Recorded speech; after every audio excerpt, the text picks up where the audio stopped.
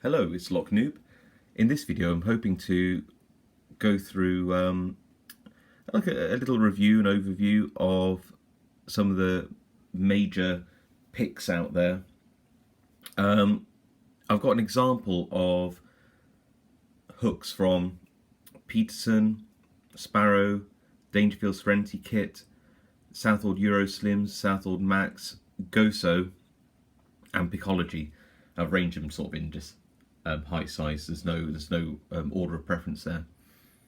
The reason I want to do this video is really to help out other noobs who may be starting the hobby of lock sport, and like me, when I started, which wasn't that long ago, truthfully,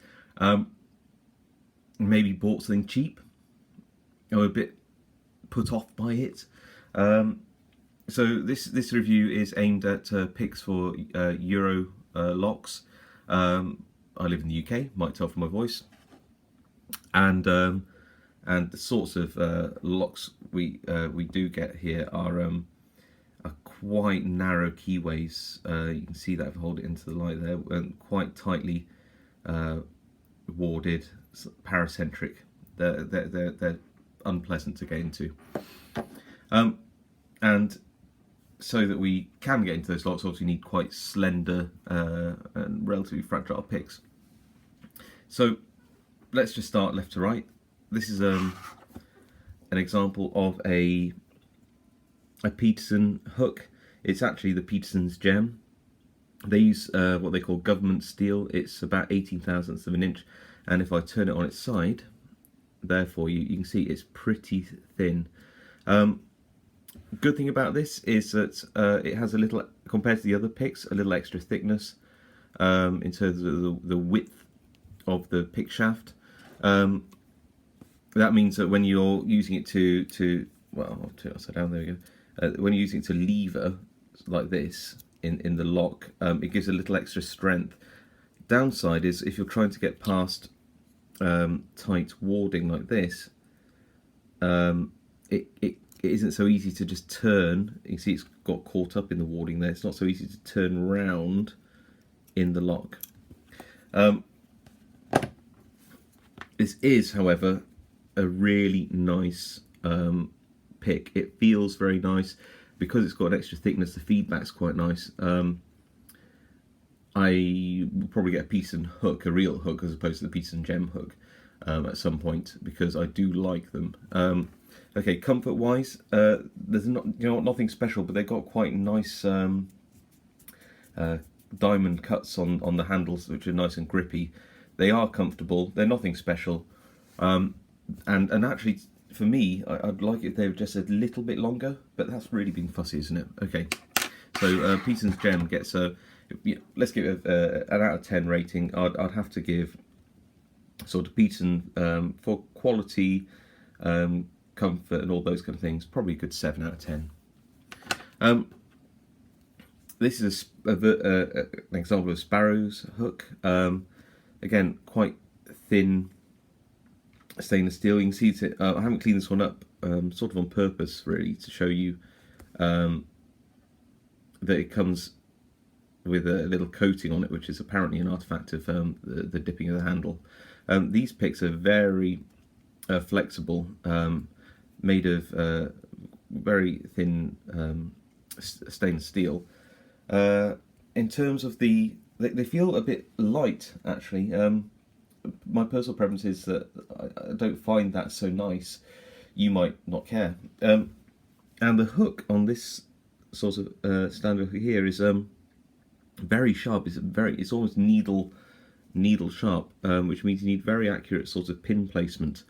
For a noob like myself, I find that a bit more difficult.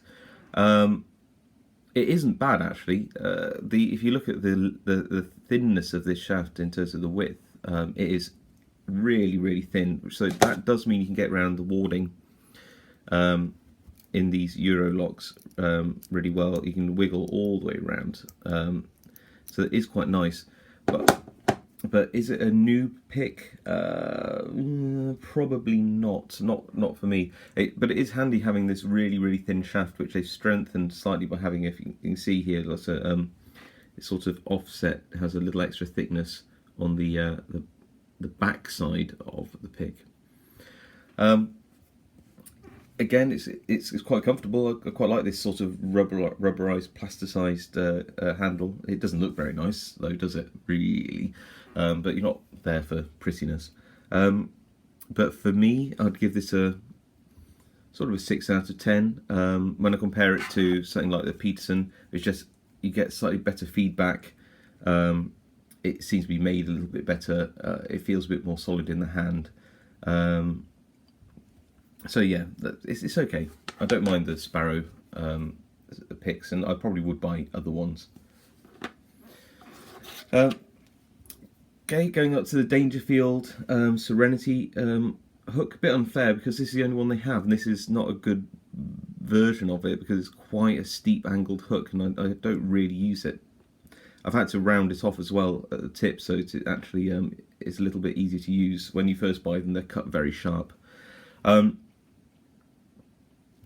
It's made of a relatively thin steel, but it's about, I think it's 24 thousandths of an inch. It's thin, but it's not that thin.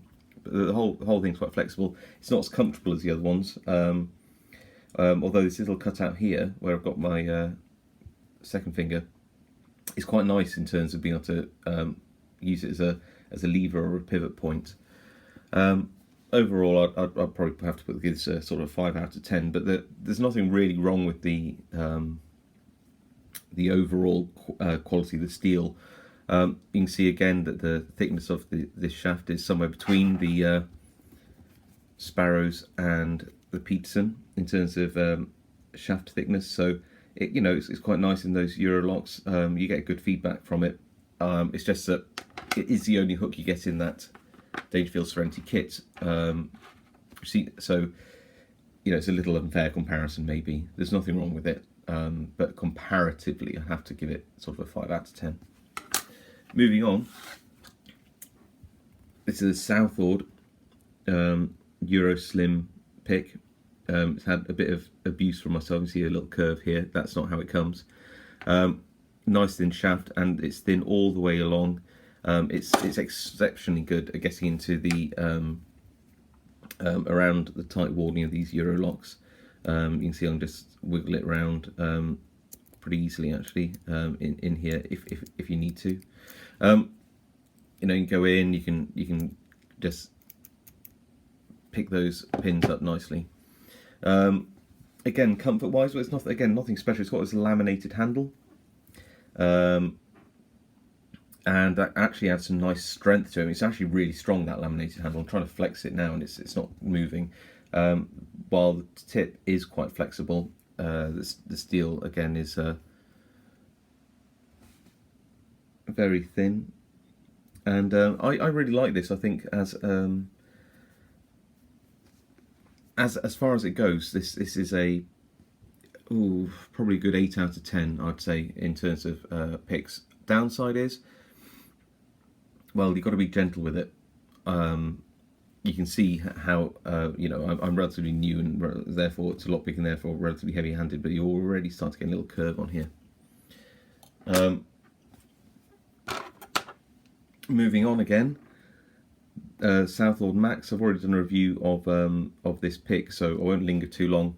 But just to say that the feedback of this is really good. The steel is really solid. It's not anywhere near as flexible as the stainless steel on the standard Euro Slim. Although the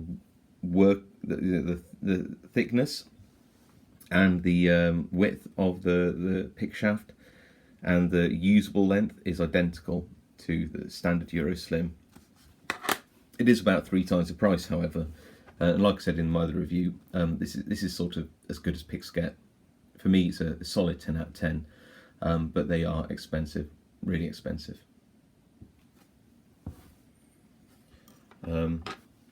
So comparatively, I think these picks are, well, the Southord, Peterson and Sparrows are about £3 or £4 each, plus whatever shipping, and this is Southord MAX is about £8.50. So yeah, you've got to really think about what you're buying, but it does come with a lifetime warranty. On to the GOSO.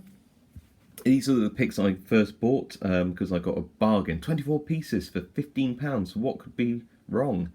Well, nearly everything. Saying that, they're actually quite comfortable, so you know, that's a positive. They do get you into locks. I have picked locks with this one. In terms of its flex up and down, it's pretty strong, but it is quite weak. It doesn't take long before you can actually see that you just bend these things. They start to get crooked. This metal here is very, very soft. I think it's some kind of titanium alloy, and it sounds really cool, doesn't it? Titanium. But that isn't the right metal to use. Titanium is strong for its weight, but it's not massively strong. You really want a really good quality stainless steel, something like that. And the thickness of these, they're around 25 to 30 thousandths, depending on, and I give a range there because it sort of depends on which one you get. And the finish, I'll see if I can get the camera to focus a little bit better. There is really poor. Can you see how it's been punched out and you got these massive ridges? I haven't polished it up or anything, but it's a pretty grotty pick in terms of quality. You'd have to give this a 4 out of 10, maybe 3 out of 10. But saying that, it's quite comfortable. It does get you into locks. If you really couldn't afford anything else, you know, I'd say go for it, but just be aware. And last but not least, of course, is Pickology. Really nice in terms of the comfort, and I really like the extra length on the handle. The feedback on these is great. The quality of the steel's great. They're maybe a tad thicker than, say, the Southord in terms of the steel thickness, but only marginally. So, and if you actually look at the usable length of the pick, they're virtually identical. This has quite a steep angle, but I do like this sort of ball end on the Pickology. I think that's a really nice feature. So realistically, if you want a slightly longer, similarly priced, try and get the focus a bit more. If you want a slightly longer, similarly priced hook to the Southord Euro Slim, I would say, you know, there's nothing wrong with checking out some of these Pickology picks either. I really like these, and I'd have to give that a good kind of 8 out of 10 too. So where are we in conclusion then? Most of these are pretty good, but if I had to say which is the best, it would clearly be the Southord MAX. If you don't want to afford those, then I don't really think you can go too wrong with the Peterson's range, the Pickology or the Southord Euro Slims. I think they're all really decent picks.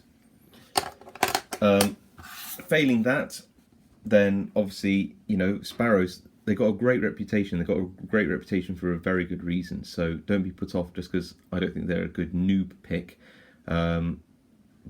They're nothing wrong with them. The Dangerfield Serenity kit is a bargain, so go buy one. And last but not least, GOSO. I really couldn't recommend them to anybody, especially noobs who are a bit heavy-handed, because they don't get you into a lot of these locks due to the thickness of the metal. They just don't wiggle around the warding. They're too thick in terms of their width this way. They're too flexible, they're too weak, and you're just going to get frustrated. However, they are comfortable and they are cheap. So there we go, in order from right to left. This is how I would place them. I wonder how you would place them. Okay, I'll see you next time.